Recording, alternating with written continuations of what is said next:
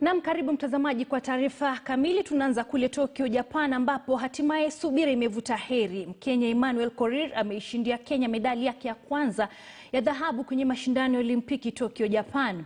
Korir ambaye alikuwa anashiriki mbio za mita 800 kwa mara ya kwanza, alimaliza wa kwanza mbele ya Mkenya mwenzake Ferguson Rotich ambaye ameshinda nishani ya fedha. This is the 800 meter final. Who is going to make the first move? Tual of France coming through on the inside, cutting across. Bol, the Australian. They are almost running 5 abreast. The fireworks are about to fly. They take the bell in the final of the men's 800 meters. Packing his every move. Emmanuel Korir, the 400 meter specialist, behind him. Patrick Dobek in third. Watch for Amos, although he's just beginning to go backwards now. Ben, who's 23 today, trying to come into the mix for Spain. Clayton Murphy beginning to wind up on the outside. This is tight. The lactic acid is pouring in these men. Korir hoping to pull away, but watch Dobek. And it's going to be a Kenyan 1-2. It's outside 1:45. The time is irrelevant. Emmanuel Korir follows in the magnificent footsteps of David Rudisha and takes the Olympic title for Kenya. And Ferguson Rotich, after finishing 5th in Rio, shares a wonderful moment with his compatriot.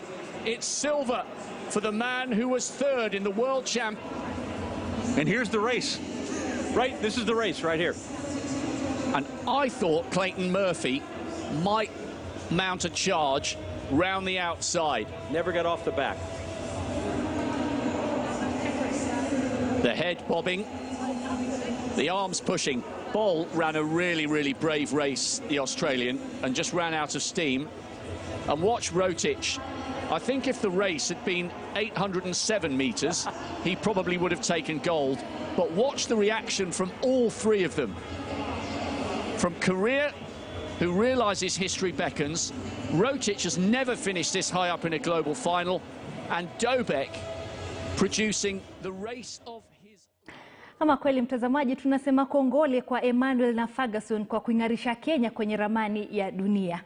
Tusonge mbele, ambapo hapa nchini polisi wameanzisha uchunguzi kuhusu kisa cha mwanamume mmoja kumuua mkewe na kisha kujiua kwa kujipiga risasi kichwani katika eneo la Kirigiti, kaunti ya Kiambu. Mili ya wawili hao ambao ni Jonathan Mukundi mwenye umri wa miaka 42 pamoja na mkewe Fenomena Njiri mwenye umri wa miaka 30 ulipatikana ndani ya chumba chao cha kulala. Kisa hiki kimewashangaza wakazi wa eneo hilo.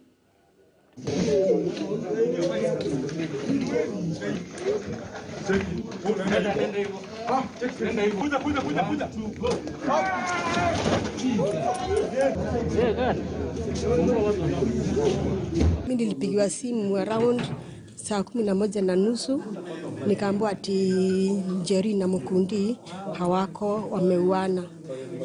Ni marafiki zangu for the last 20 years.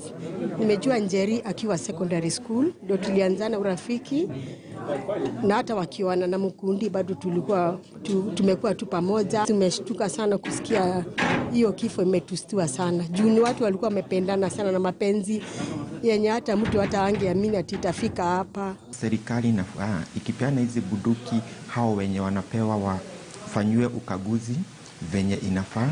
Kama ni kitu kama MSc ama mental status examination wafanywe. Kuna wengine ambao wanakuanga na hasira ziko juu, hao nao waangaliwe hasira zao zimefika wapi. At least wajue the kind of people that wanapea bunduki ni watu ambao hawatumia kwa njia yenye haifai. One by the name of Mr. Johana Mukundi, who is a firearm license holder, shot himself, and also shot his wife Felemona Njeri.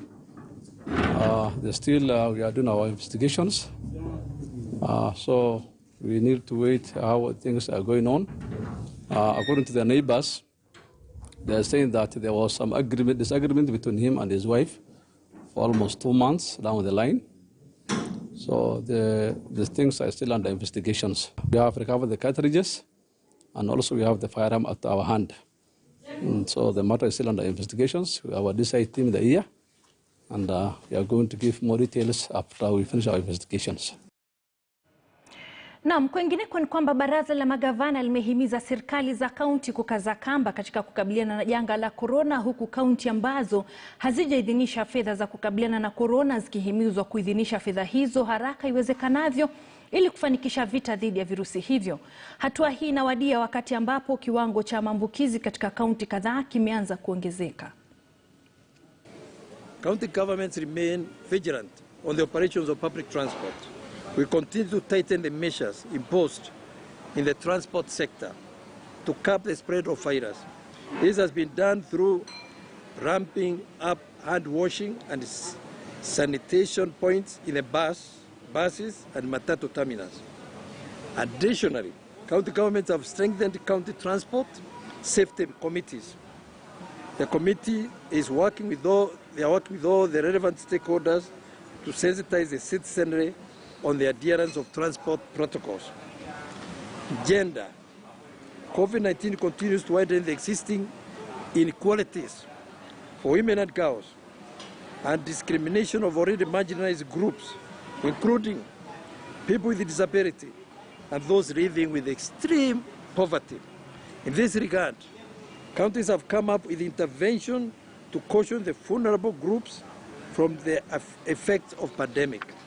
Some of these measures include: 1. Setting aside special funds to caution them from the adverse socio-economic effects of the pandemic. 2. Provision of dignity packs for the women as well. 3. Sensitization of the public and the duty bearers on prevention and response to gender-based violence. 4. Medical waste management. We also note that there is still an influx of medical waste that is not disposed to in a safe manner. This continues to pose a great risk to the members of the public who interact with the waste materials. We therefore call upon all the county governments to ensure segregation of waste is undertaken at source. To enhance proper disposal of medical waste, such as personal protective equipment, we urge counties to provide well-labeled waste segregation bins and ensure compliance of Ministry of Health guidelines on medical waste disposal. Na bila shaka mtazamaji, tuendelee kuvalia barakoa zetu na vile vile kujihadhari na makundi, manake ilivyo wazi ni kwamba maambukizi ya corona sasa yameongezeka mno katika kaunti mbalimbali kote nchini. Lakini sasa gavana wa Nyeri Mutahi Kahiga alivamia hospitali ya Nyeri kukagua hali baada ya malalamishi kutoka kwa wagonjwa kwamba walikuwa hawapokei dawa licha ya gavana kuzindua shughuli ya kupelekewa dawa kwenye hospitali za kaunti wiki chache zilizopita. Waziri wa afya wa kaunti ya Nyeri alikuwa na kibarua kigumu kuelezea ni kwa nini wagonjwa hawahudumiwi inavyofaa. Hapa ni hospitali ya Nyeri maarufu PGH, ambapo gavana wa Nyeri Mutahi Kahiga alivamia kukagua jinsi wagonjwa walikuwa wakishughulikiwa baada yake kupokea malalamishi. We are trying to get our people to resolve the problem when you unakuja hapa kuongea vibaya. Gavana akizomeana na bawabu ambaye mwanzo hakumtambua gavana, akitaka kuelewa ni kwa nini wagonjwa walikuwa na wakati mgumu kuhudumiwa katika hospitali hiyo.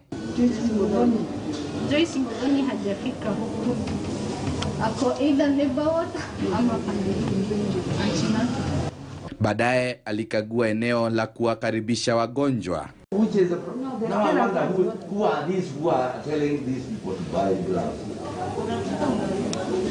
Hapa ama huko? Waleba? Waziri? No, waziri. Kabla ya kufika mahala ambapo wagonjwa wanapokea dawa na ambapo wengi wamelalamikia kutopewa dawa na glovu. But we still have them in the stores. You have not. Because I have just saw you come in with a box. Now, if she has just been given from the store, where is this gap? Where zinaisha hapa ndio watu waambiwe wanunue. Sir, for delivery like one patient, how many pairs of gloves are done? I thought we are on Linda Mama. Even Linda Mama, we haven't had any. No, but we are on Linda Mama. You see now, if Linda Mama is meant not for a patient not to pay. They haven't even. That's my point.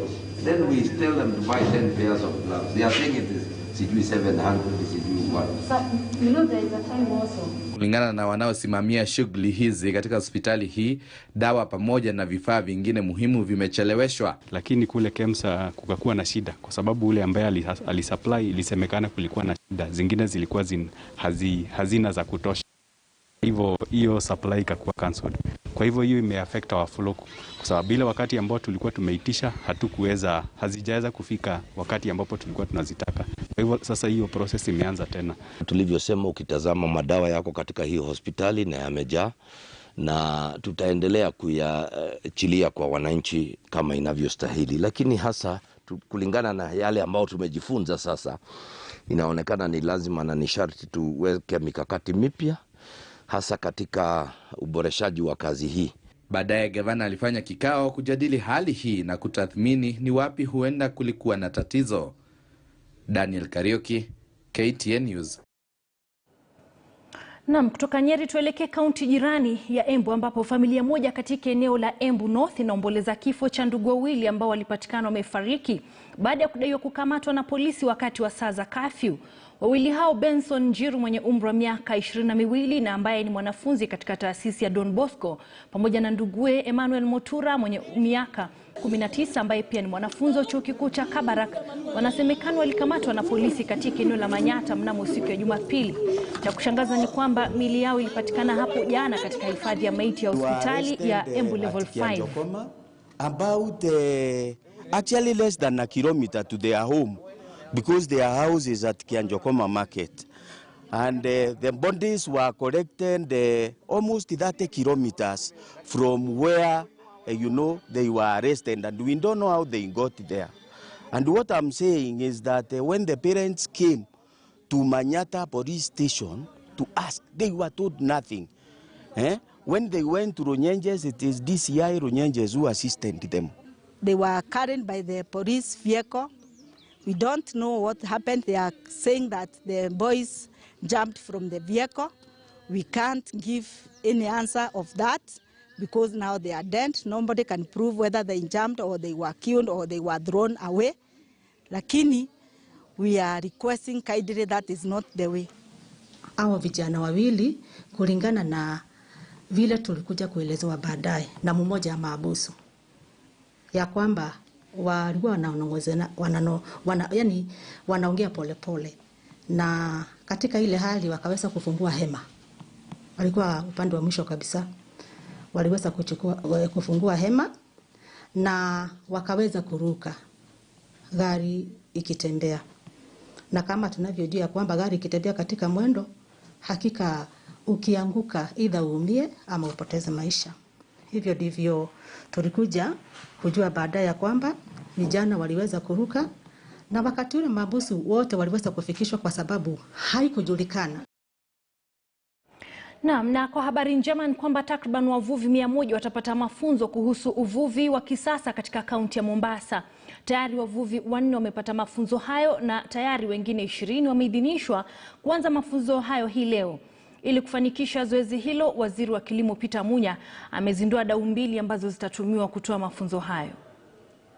President alipeana directive ya kwanza tutafute fedha tuweke kwa mpango mpya wa kufanyia wavuvi, kuwapea uwezo kwa njia ya training kwa mambo ya deep sea fishing, na hiyo mpango ukaanza, na ndio huu unaona tunaendelea nao saa hii.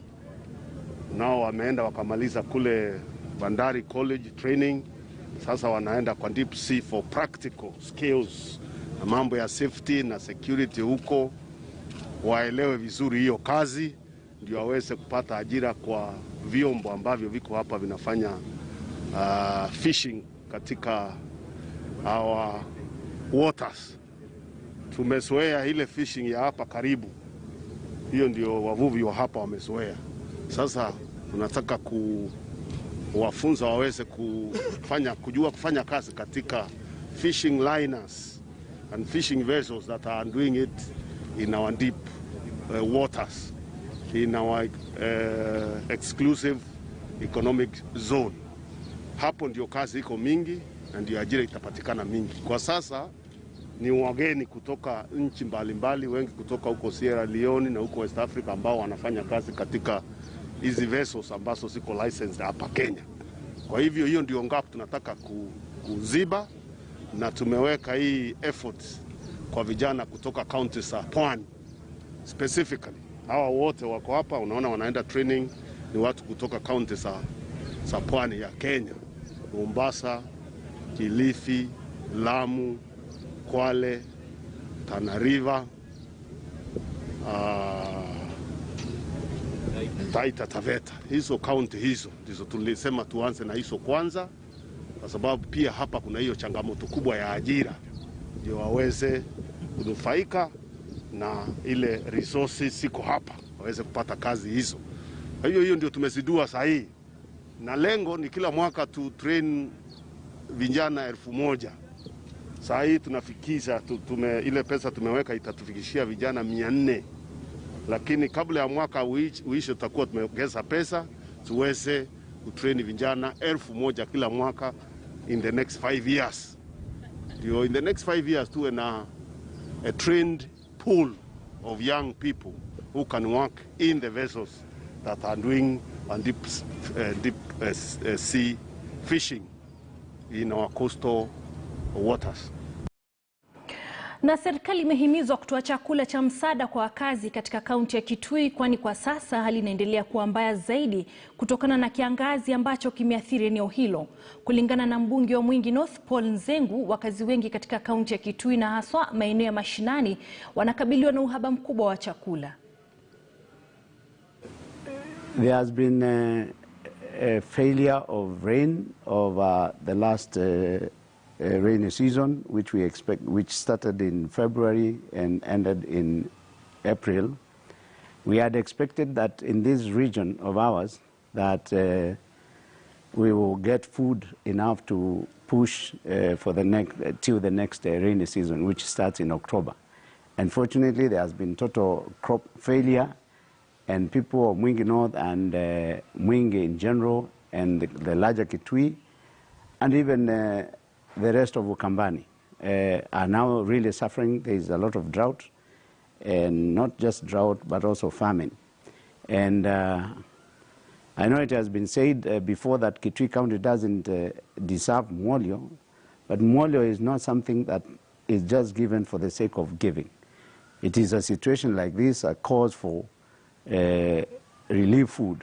And now I'm asking the national government, the national government, the executive arm, through the minister in charge of matters drought, to move swiftly to arrest the situation or to attempt to relieve the situation. In fact, my people are asking that even before we consider the general population, we should actually, relief food should be given to secondary schools, both day and boarding, so that, and also the primary schools, so that even if students and pupils don't get food at home, they know that when they go to school, they will find something to eat. So it is very important that the Minister for Devolution, that is Honorable Wamalwa, should indeed consider as an emergency provision of relief food to secondary and primary schools, particularly in Mwingi North. Wakazi wa eneo la Msalaba katika barabara kuu ya Eldoret Kitale sasa wanaitaka serikali kuhakikisha kumejengwa matuta katika eneo hilo, la sivyo wachukue sheria mikononi mwao. Hii ni baada ya visa vya ajali kuongezeka katika eneo hilo. Kisa cha hivi karibuni kikiwa kugongwa kwa mwendesha bodaboda na abiria wake kufariki papo hapo baada ya kugongwa na lori. Dereva lori hilo anadaiwa kujaribu kulipita gari lingine na akamgonga mwanabodaboda huyo aliyekuwa anatoka upande wa pili.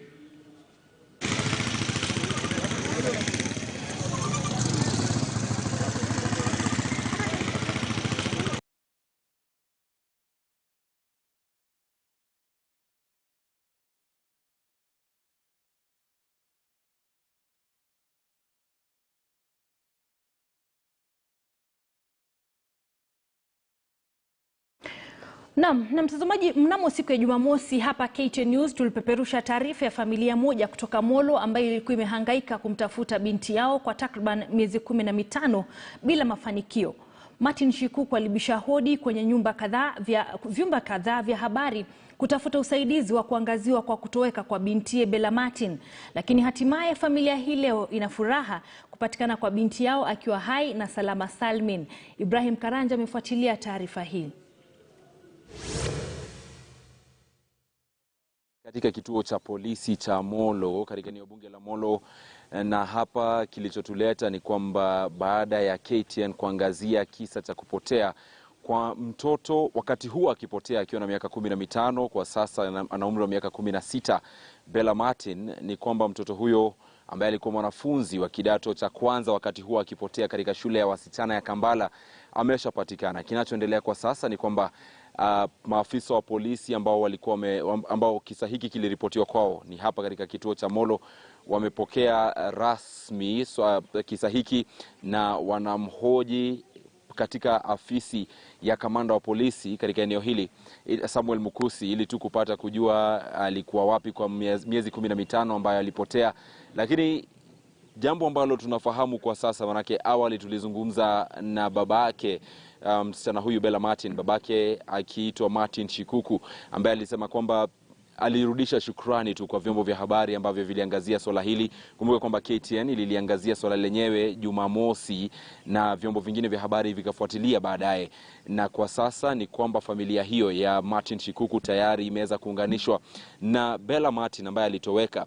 Taarifa ambayo pia tulipata kutoka kwa naibu kamishna wa kaunti kutoka eneo la Nakuru Mashariki ambako alipatikana msichana huyu ni kwamba alipatikana na msamaria mwema kutoka eneo la Pangani, eneo zima ama ni katika eneo la Bondeni, katika eneo linalojulikana kama Pangani pale, ambapo anasemekana kwamba taarifa zinaonyesha kwamba alikuwa akifanya kazi katika mojawapo ya vilabu, alikuwa husika katika kuosha nguo pale katika mojawapo ya vilabu, na ni taarifa ambayo mtazamaji tutakuwa tunakuarifu kwa kina. Lakini kwa sasa tunachofahamu ni kwamba Bella Martin kwa sasa ambaye ana umri wa miaka 16 amepatikana, ameweza kujumuishwa na familia yake. Kinachoendelea kwa sasa ni kwamba maafisa wa polisi katika kituo cha polisi cha Molo wanazidi kumhoji tu kujua zaidi, na arifiwa kwamba jambo ambalo linahitajika kufanyika baada ya sasa ni kwamba atakuwa akifanywa vipimo pia vya afya kuhakikisha kwamba yuko sawa kabisa, alafu familia yake itakuwa basi ikitaka kujua iwapo watashtaki kwa yule mtu ambaye alipatikana na mtoto ama mahala pote ambapo alikuwa akipatikana. Lakini babake Martin Shikuku aliashiria kwamba yeye hataki mambo mengi, manake kwa sasa kwamba amempata mtoto wake ndio basi, hiyo ni furaha ya familia yake. Bali mtazamaji, kwa taarifa za kina kuhusu swala hili, tazama KTN News, haswa katika taarifa zetu za saa 1 na saa 3 tutakuwa na kueleza alikuwa wapi Bella katika muda huo wa miezi 15. Ni taarifa njema hapo kwa mwana wao kupatikana. Kwingineko ni kwamba zaidi ya wanafunzi 80 waliopata zaidi ya alama 300 kwenye mtihani wa KCPE lakini wakakosa tumaini la kujiunga na shule za sekondari katika kaunti ya Kitui wamepata afueni baada ya kupata ufadhili chini ya mradi wa serikali ya kitaifa wa kuimarisha na kuwainua wanyonge katika jamii. Wanafunzi hao watalipiwa karo pamoja na mahitaji mengine wanayohitaji kwa kipindi cha miaka 4. Akitoa fedha hizo, mwakilishi wa kike katika kaunti ya Kitui Irene Kasalu amesema kiwango cha umaskini katika kaunti hiyo kimeathiri wanafunzi wengi kutokana na ukosefu wa karo. Siku ambayo nimechukua watoto wenye walifunzu zaidi wakapata marks ya 300 and above na wakakuwa hawawezi kwenda shule ya shida ya school fees. Tumechukua jumla ya watoto 84 students wenye tutapea full sponsorship. Tutawalipia school fee yote kutoka form 1 mpaka form 4. For this sponsorship tumetega 3.8 million shillings tulipia so that we can be able to pay the full school fees ya watoto wote. Kitui County ni county yenye hatuna hata famine yenye subsistence famine yenye unaweza sema unakuletea pesa ambayo utapeleka hao watoto shule. Kwa hivyo hao watoto ni bright, lakini shida huko nyumbani kuna shida ya school fees. Na hiyo ni changamoto sana kwa county ya Kitui. Na mtazamaji, kutoka kaunti ya Kitui tuelekee mapumzikoni hapa kwenye mbiu ya KTN, lakini tutarejea na mengi zaidi. Salia papo hapo.